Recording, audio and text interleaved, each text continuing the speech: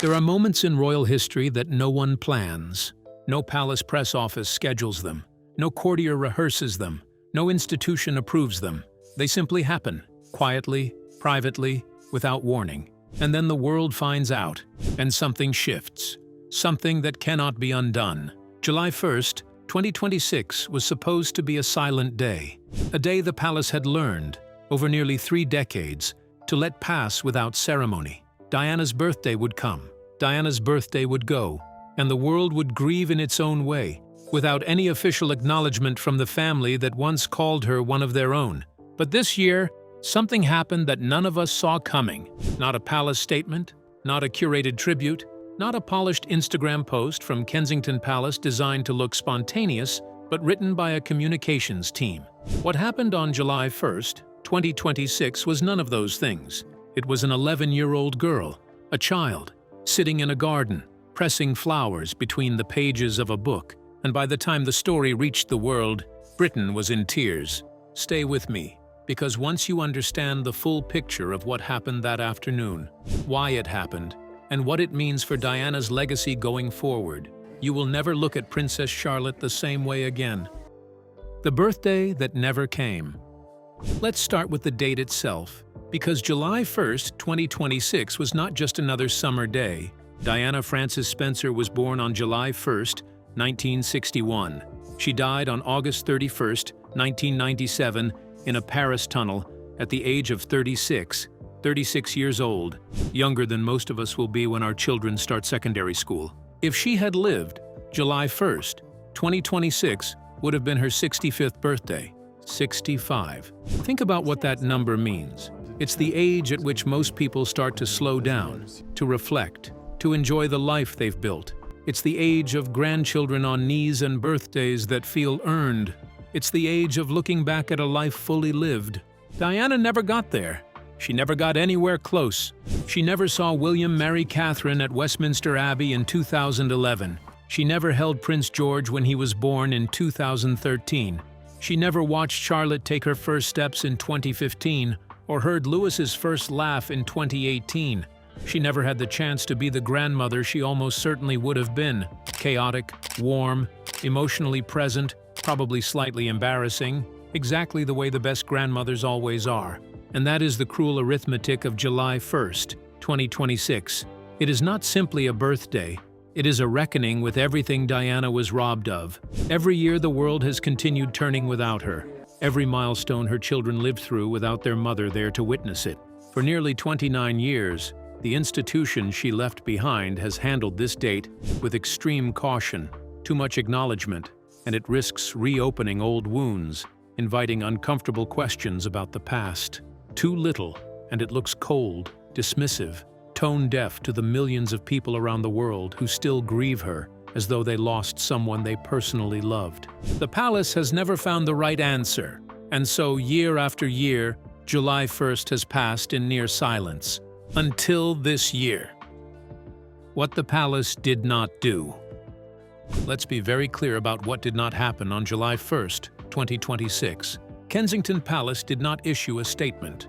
There was no official portrait released, no commemorative post on the Wales family's social media channels, no formal ceremony, no flag at half-mast, no announcement from the king or any senior royal figure marking the occasion. Official silence. The same silence that has defined every one of Diana's birthdays since her death. And in one sense, you understand it. The palace walks a permanent tightrope where Diana is concerned. She remains one of the most beloved figures in modern British history. She also represents one of the most painful, complicated, and contested chapters in the monarchy's recent past. Her name carries weight in every direction simultaneously: grief, admiration, controversy, unresolved questions, and an almost mythological status that the institution has never quite known how to contain. So they say nothing, officially. But here is what makes 2026 different from every year before it. The silence from the palace was not where the story was. The story was inside a private home, inside a family that has spent years gently, carefully, lovingly trying to keep a woman alive in the memories of children who never had the chance to meet her. And on July 1st, 2026, That effort became visible in a way nobody had planned and nobody could have anticipated. The pearl bracelet, the first sign. And to understand what happened on Charlotte's 65th birthday, Diana's 65th birthday, you need to go back 3 weeks earlier, to June 13th, 2026, to the Trooping the Color. The royal family appeared on the Buckingham Palace balcony as they always do, smiling, waving, composed, every detail precisely managed. The crowd roared, the planes flew over, the pictures went around the world. But some people were looking more closely than others, because on Catherine's wrist that day was a 3-strand pearl bracelet with distinctive gold clasps. Royal watchers identified it immediately, a Nigel Milne design, created in 1988 as part of a charity collaboration for Birthright. It was a bracelet Diana had worn throughout the late 1980s, photographed on her at multiple public engagements. A quiet, understated piece that those who followed Diana closely would recognize instantly. Catherine wore the authentic bracelet, but beside her on that balcony stood Charlotte. And Charlotte was wearing something strikingly similar, a matching version, a deliberate echo, worn not in identical imitation, but in unmistakable tribute. A mother and daughter, 2 generations, one bracelet connecting them across time to a woman who died before either of them had fully grown into who they are. Fashion writers called it a quiet tribute, a subtle nod. And they were right, it was subtle. But what nobody realized in that moment was that this was not a standalone gesture. It was the beginning of something, because Charlotte had been asking questions. The questions Charlotte was asking. According to sources close to the Wales household, in the weeks leading up to Diana's 65th birthday, Charlotte had been asking about her grandmother in a new way. Not the gentle, age-appropriate questions of early childhood, not "where did she go?" or "why isn't she here?" The kind of questions a very young child asks when adults have carefully calibrated what they are ready to hear. These were different questions, older questions. The questions of a girl who is starting to understand that the world is more complicated than anyone told her. Who was she really? What did she actually like? What made her laugh? Why does everyone still talk about her after all this time? Catherine, by all accounts, had been waiting for precisely this. She has spoken before about the deliberate approach she and William have taken to introducing Diana to their children. Not pushing it, not forcing it, not curating a presentation designed to deliver a lesson. Instead, waiting, letting the children come to it when they were ready, trusting that when the right moment arrived, they would ask. And Charlotte, at 11, was finally asking. Royal biographer Duncan Larcombe has noted that this age, the transition from child to early adolescence, is exactly the point at which the more complete version of Diana's story becomes appropriate to share. Not the simplified, softened version designed to protect very young children from complexity and grief. The real version, the human version, the version that includes the difficulty and the pain alongside the warmth and the extraordinary compassion. That shift, from protecting a child from a story to finally trusting her with it, is not something a palace announces. It happens inside a family, quietly, gradually, long before anyone outside knows it's happening. But on July 1st, 2026, it stopped being invisible. The morning of Diana's 60th birthday. The morning of July 1st began without ceremony. No cameras, no press, no carefully worded social media posts going live at midnight. Just a family in their home, going through the rhythms of an ordinary summer morning.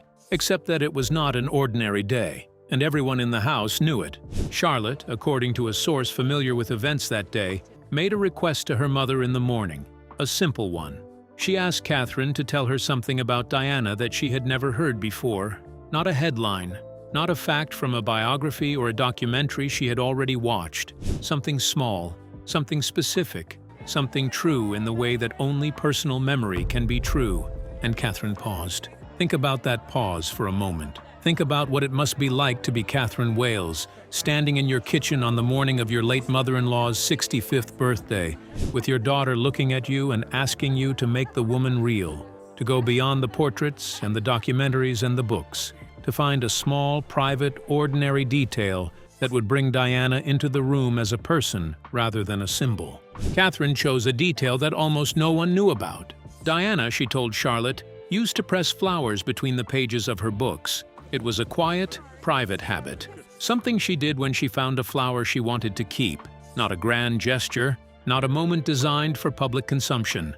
Just a woman, a book, a flower, and the instinct to preserve something beautiful. The room went quiet. The moment that left everyone speechless.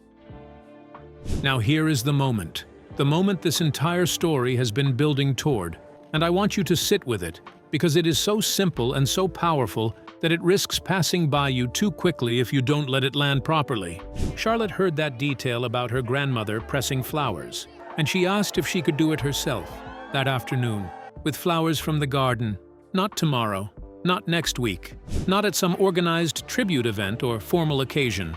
Right then, that day, because it was Diana's birthday, and because her grandmother had done it, and because that was enough. According to the source close to the household, what followed is described as one of the most quietly moving scenes the family has experienced in recent years. Charlotte seated in the garden, carefully, deliberately, choosing flowers, placing them between the pages of a book, reportedly one of Diana's own, with the seriousness and tenderness of someone who understood exactly what she was doing.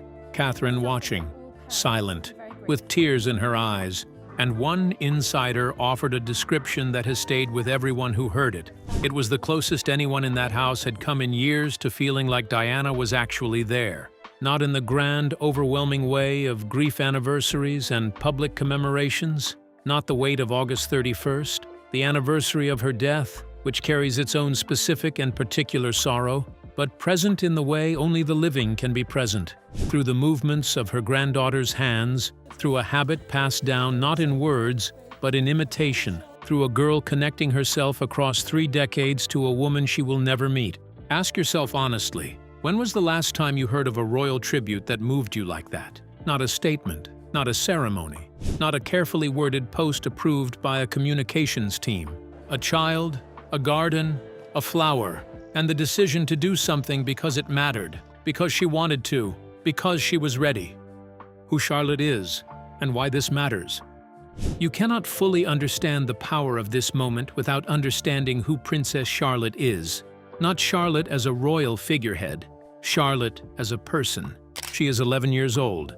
She was born in May 2015, 18 years after Diana died. She has no personal memory of her grandmother, no voice she can recall, no gesture she can imitate from lived experience. Everything she knows about Diana came to her secondhand, through her parents' stories, through photographs, through the careful, loving process of a family trying to pass on someone they lost.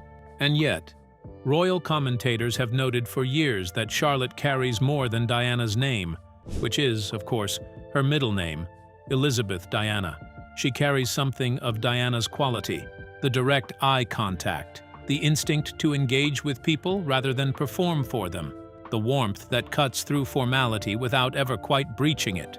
Ingrid Seward, the long-standing editor of Majesty magazine and one of the most respected royal observers in Britain, has noted that Charlotte's resemblance to Diana becomes more striking with each passing year.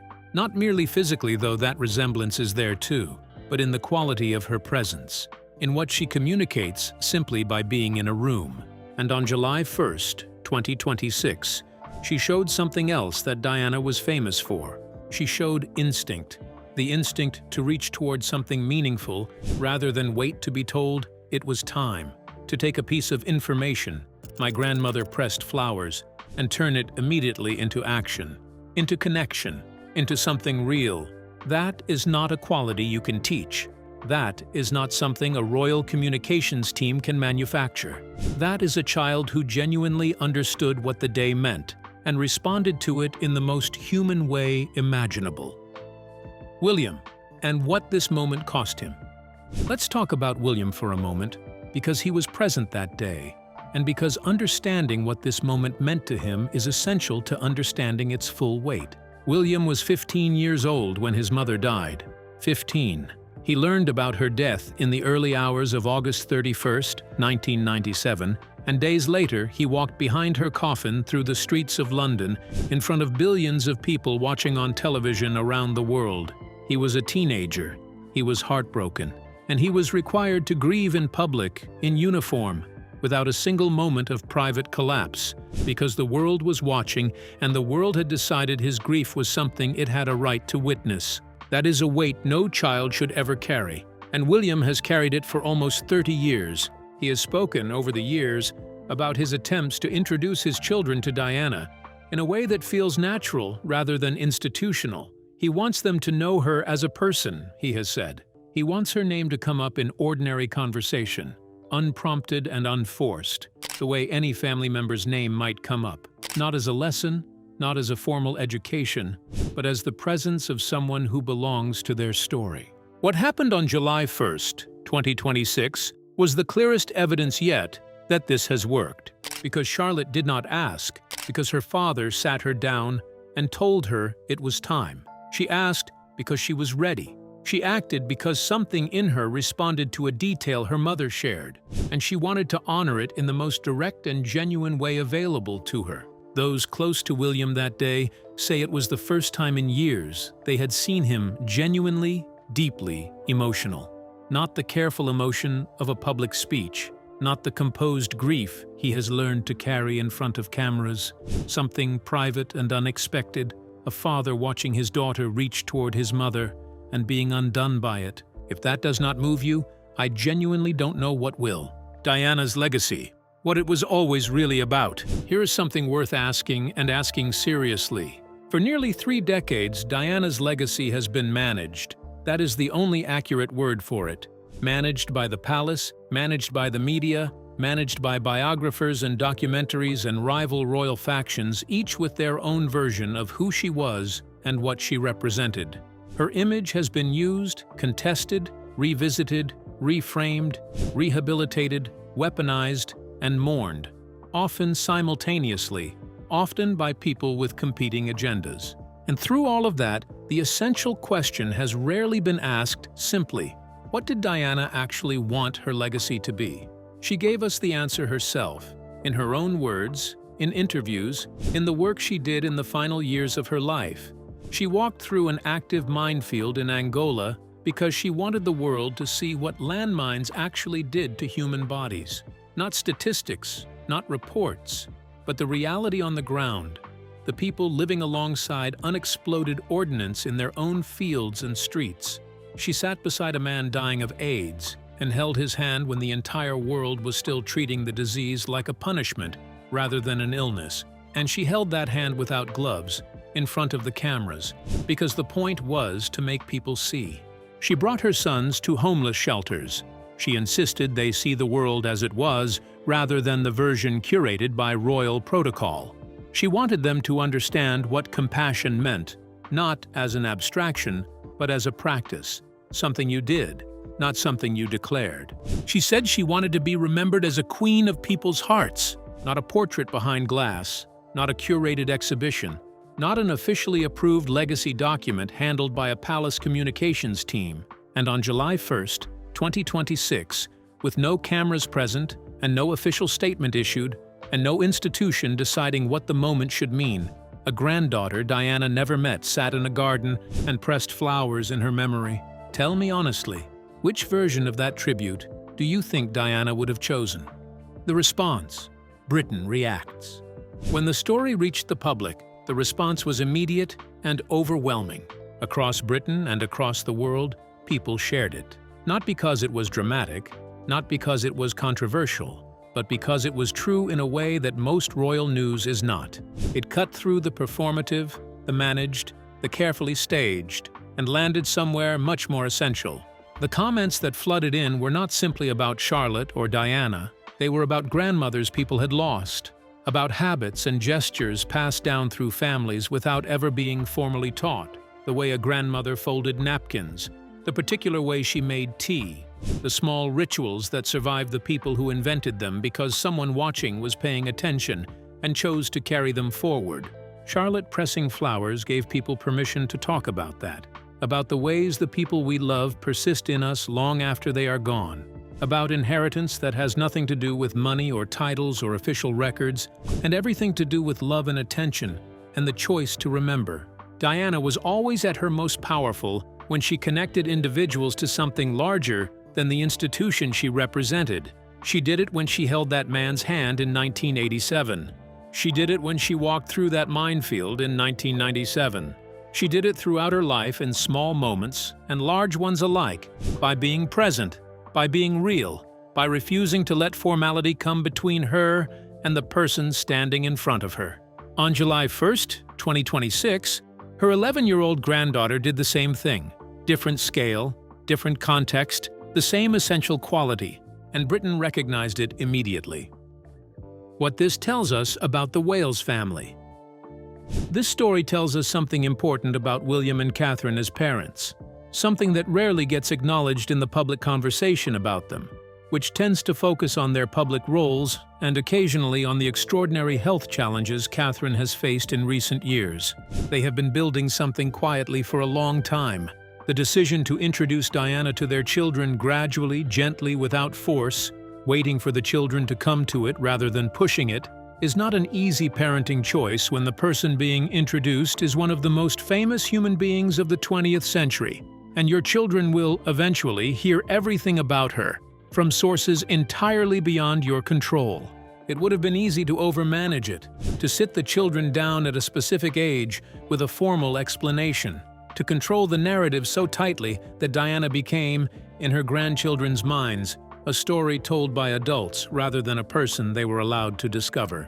William and Catherine chose differently.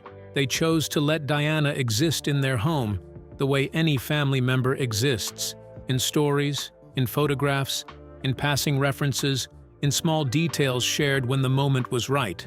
They chose to trust the process, and that trust was repaid on the afternoon of July 1st, 2026, when an 11-year-old girl made a choice that no adult had orchestrated and no institution had managed. The Wales family has spent years being scrutinized, discussed, sometimes criticized, for decisions both large and small.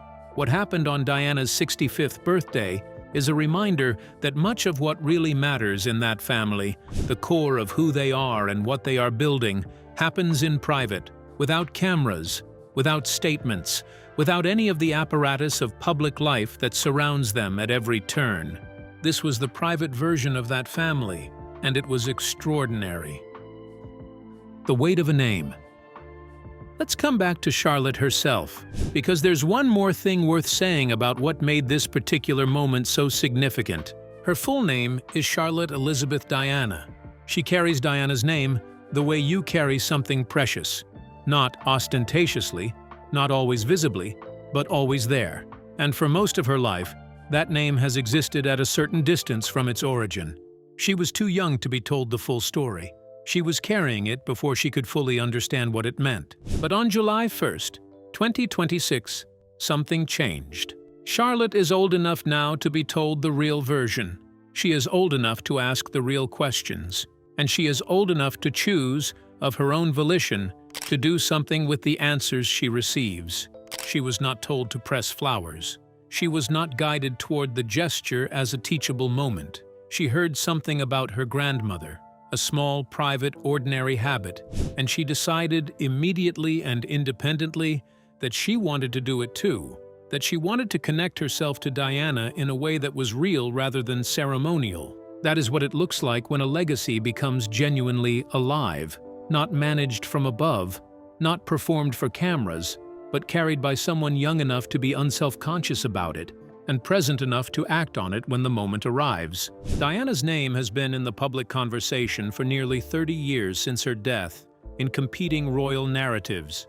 It has been used as a weapon and as a banner, and as a source of grief and controversy and, on its best days, as a reminder of what genuine compassion in public life can look like. But on July 1st, 2026, Diana's name was in a garden. It was in a child's hands, in the careful way she chose a flower, in the quiet concentration with which she placed it between the pages of a book that had once belonged to her grandmother. That is the truest version of what it means to carry someone's name. Outro. Diana never reached 65. That is a fact no tribute can change, no gesture can undo, no amount of time can make feel anything other than wrong. She never saw the grandchildren who now carry her story forward. She never got to know Charlotte, the girl with her name, her spark, her instinct for connection. She never got to press flowers in the garden of the home her family built after she was gone, but she is there anyway. She is there in the stories Catherine told on a summer morning. She is there in the bracelet Charlotte wore at Trooping the Color. She is there in the questions an 11-year-old was finally old enough to ask, and in the answers she received, and in what she decided to do with those answers before the afternoon was over. Legacy is not something institutions manage. It is not something press offices can protect, or biographers can fully capture, or documentaries can contain. It is something that lives in people. It is passed from hand to hand, from voice to voice, from generation to generation, through small details and private habits, and the choice to carry forward something precious rather than let it fade. Charlotte made that choice on July 1st, 2026. She is 11 years old. She never met her grandmother. She pressed flowers in her memory on what would have been Diana's 65th birthday. And in doing so, she reminded an entire country, and millions of people beyond it, that Diana was not a portrait behind glass. She was a woman who pressed flowers between the pages of her books, who walked through minefields and held dying men's hands and wanted, more than anything, to be real to the people around her. And as long as Charlotte remembers that, as long as she keeps asking questions and reaching toward the answers and turning what she learns into something genuine, Diana will never truly be gone. The chapter written by history is closed, but the story Charlotte is writing with her grandmother's legacy is only just beginning. And that, perhaps more than anything else that happened on July 1st, 2026, is worth sitting with. If this story moved you the way it moved the people who were there that afternoon, hit like, leave your thoughts in the comments, and subscribe, because stories like this one are exactly what this channel exists to tell.